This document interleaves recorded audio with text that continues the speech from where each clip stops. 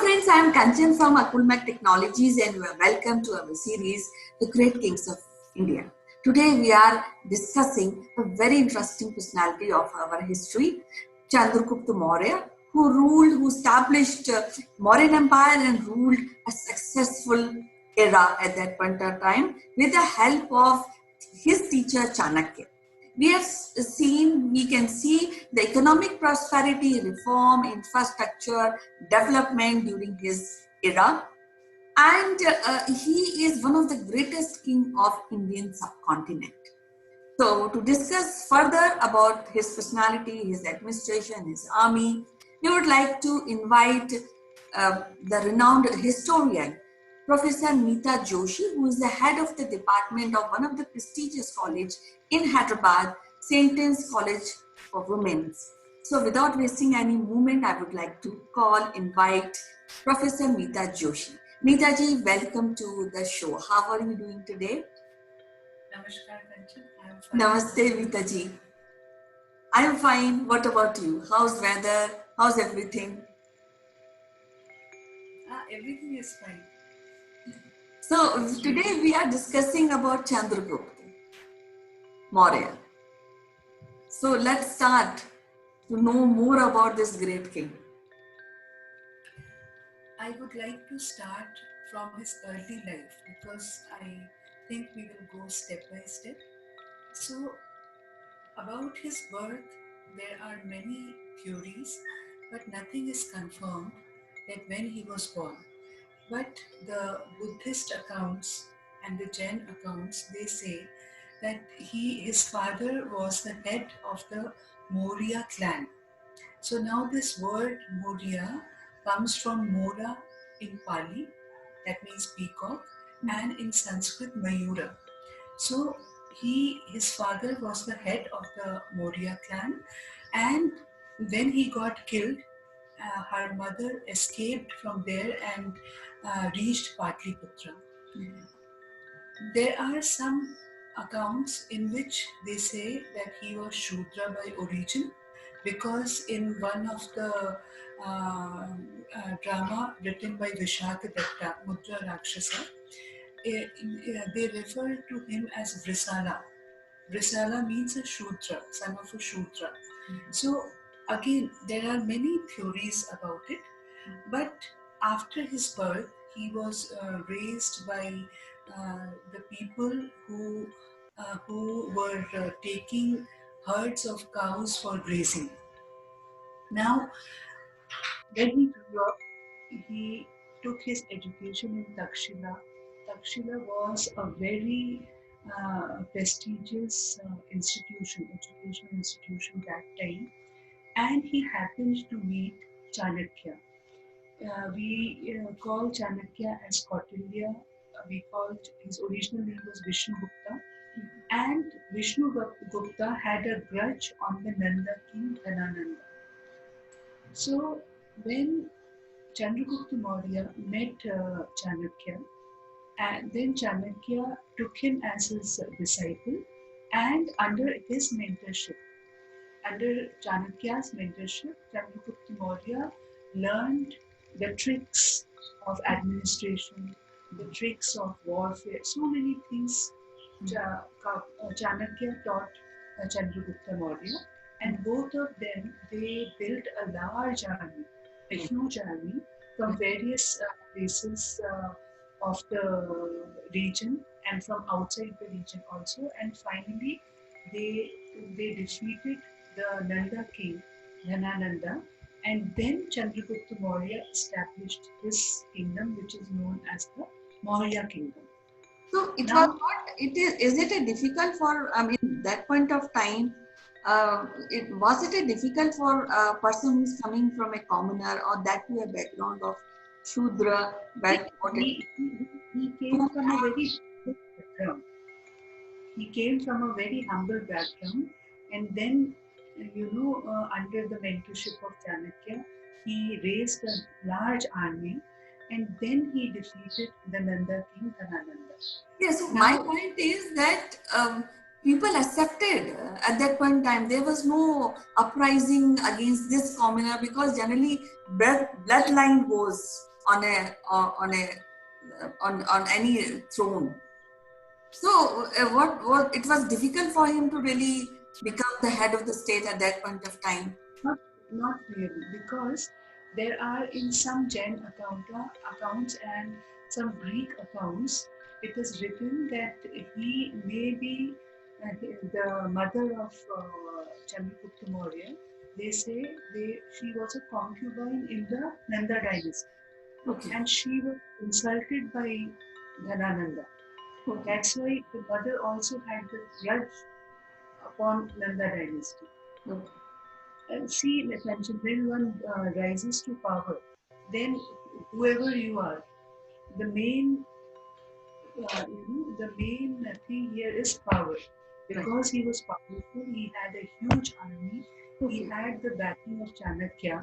So after defeating the Nanda king Dhanananda, he established his own empire, the Maurya Empire. Okay. And the reign of time period of his empire is given from 321 to 297 BCE.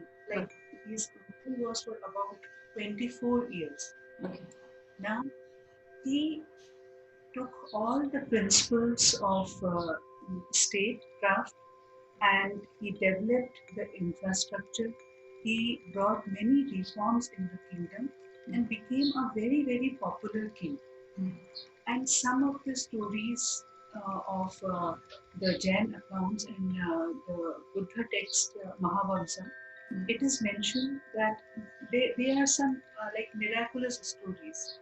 At one point of time, there is a story that when he was in the forest and he was going to wage a war, that time a wild elephant came from somewhere and the wild elephant bowed down to Chandragupta Maurya, and then that elephant, in that elephant only, Chandragupta Maurya went for his conquests.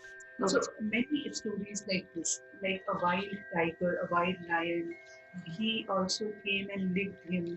So many stories are there about him. But the point is that he tried to expand the boundaries of his empire by many wars and conquests.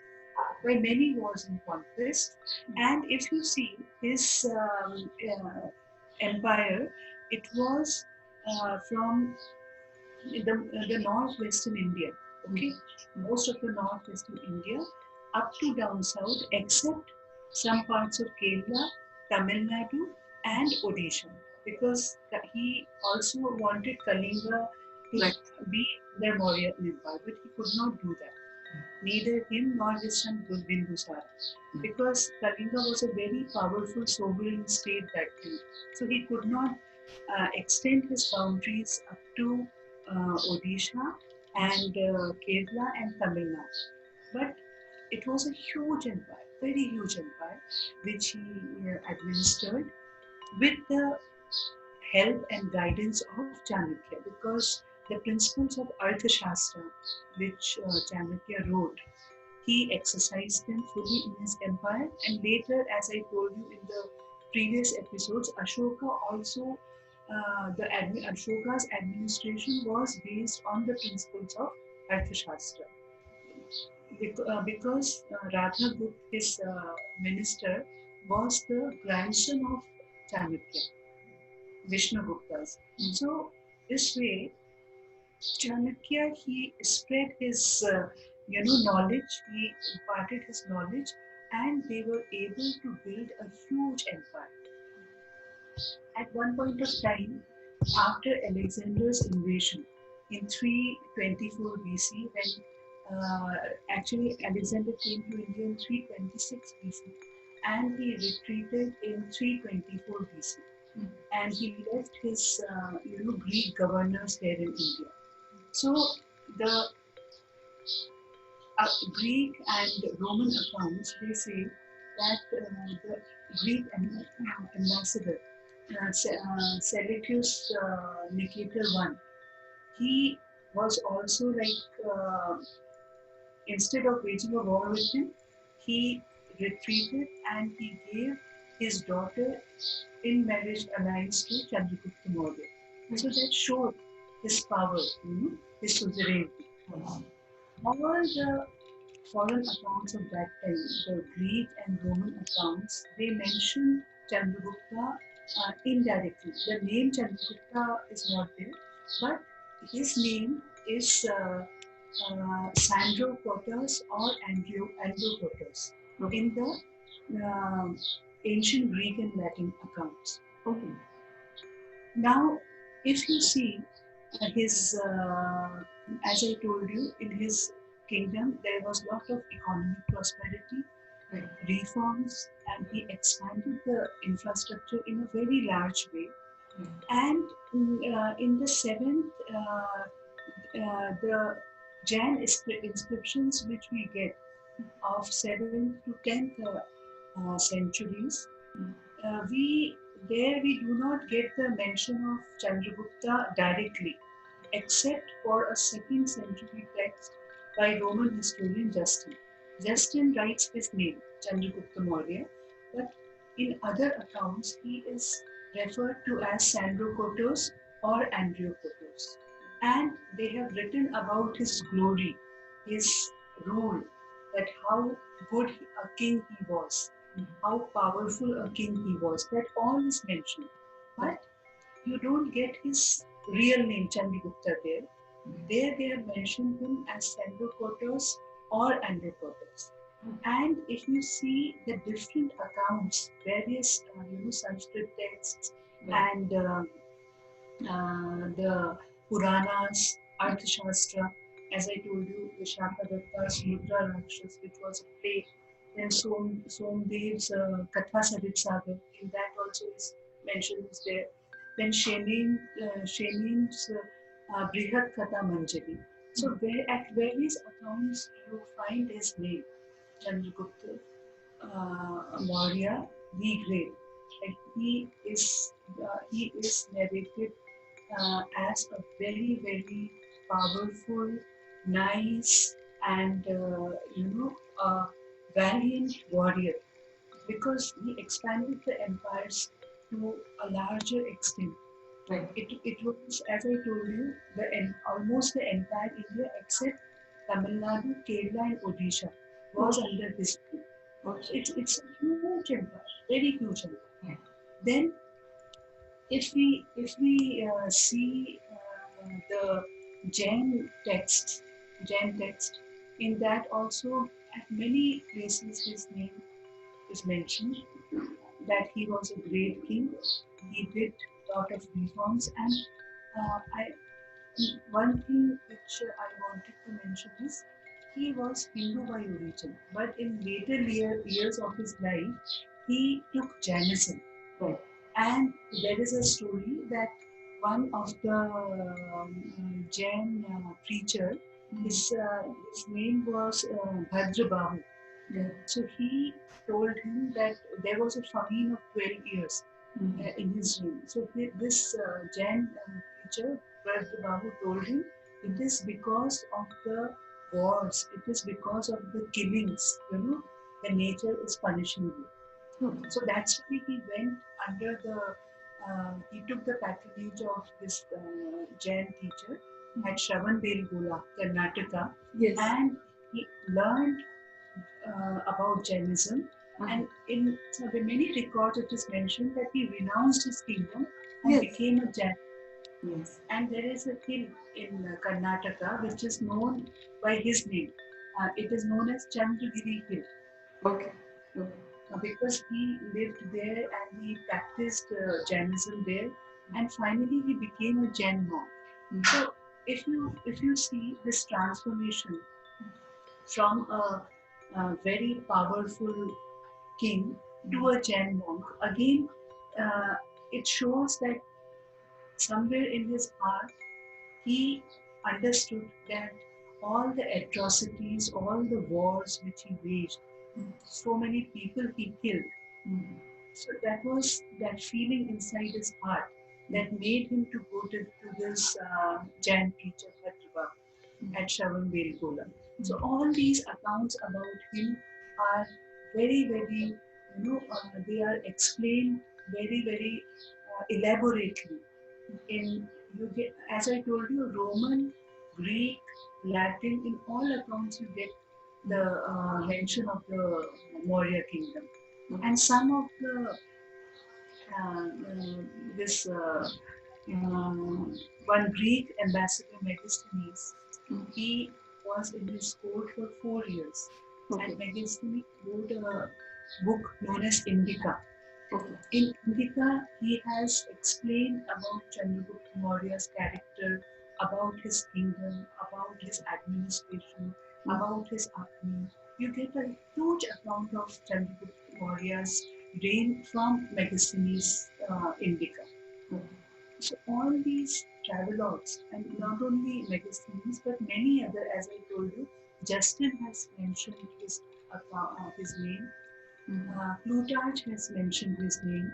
So many historians, Roman and Greek historians, have mentioned and wrote about him in a very good way. That he was a very good king, and the best part of his kingdom was there. That lot of economic prosperity was there in his kingdom. So if you go to a little deep, then why economic prosperity was there? Because his administration was such that each and every person in his empire was content. They were happy. All the things in the empire were smooth. That's why there was economic prosperity in his reign. So a very, most Indian subcontinent he ruled for a period of 24 years, except as I told you, Tamil Nadu, Kerala, and Odisha. He ruled the entire Indian subcontinent. And to be unchallenged for such a long time period, 24 years is a long time. Right. To be unchallenged again is a greatness. Maybe there were small outbreaks, civil wars, but nothing very major. And in one of the accounts it is mentioned that he met Alexander the Great. But if you see the time period, it differs. So Right. again, there is a dispute. There is a dispute whether he met Alexander or not. But Megasthenes, he writes in Indica that when Alexander came to India, that time Chandragupta Maurya was a young man, a very young, promising, bright man. Like that, in his account, he has mentioned about him. So, what I feel is, I think there's a lot of contribution of Chanakya also in his political uh, establishment Great, and of great course influence. economic development, because there are many stories which are connected to Chanakya and how he has propagated his political theories for kings and for somebody who is enjoying power. So I think that also we have to count, we have to take in. It was a major factor on his personality. Chanakya had a very great influence on his personality, not only in his personality but in his kingdom also. Because, as I told you, the principles mentioned in Arthashastra. If you happen to read Arthashastra, you come to know each and every designations, role, and what are the requirements. Everything is mentioned in Arthashastra. How a king should be, how a king should behave, what type of ministers he should have, and what policies they should make to keep the empire peaceful. Everything is mentioned in Arthashastra. So Chanakya was definitely a very big influence on the personality of Chandragupta Maurya and on the Mauryan Empire also. They go hand in hand. You cannot mention Chandragupta Maurya's name without Chanakya, and you cannot mention Chanakya's name without Chandragupta Maurya, because they both were very much together, and you see the influence of Chanakya on Chandragupta Maurya's life, on Chandragupta Maurya's character, in Chandragupta Maurya's empire. So everywhere it was very, very prominent.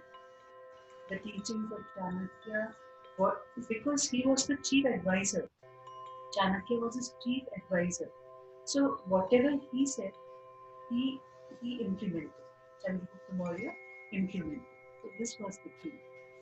Yeah, so I think this is very profound personality, and we will be discussing with points, and we'll take up administration and other aspects of his empire and his personality in coming series. But today it is so wonderful to talk to you, Mitaji, and discuss one. One more thing, Kanchi.